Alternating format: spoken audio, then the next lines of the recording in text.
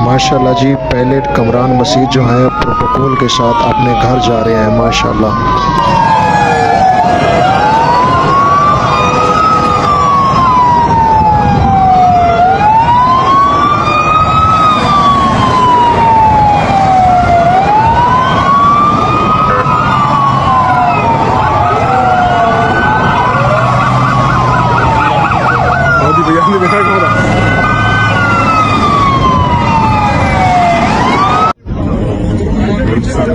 निकल रहा था तो उसकी आंखों के अंदर वो जो आंसू और वो हुई ना, वो इंसान को जब सेक्रीफाइस करना पड़ता है ना, वो आप लोग की मोहब्बत में हम लोग हैं। और ये मेरे जैसे बहुत से लोग हैं जो इस तरह अपनी हर चीज सेक्रीफाइस करके ना आप लोगों की मोहब्बत में सब कुछ छोड़ छाड़ के आ गया।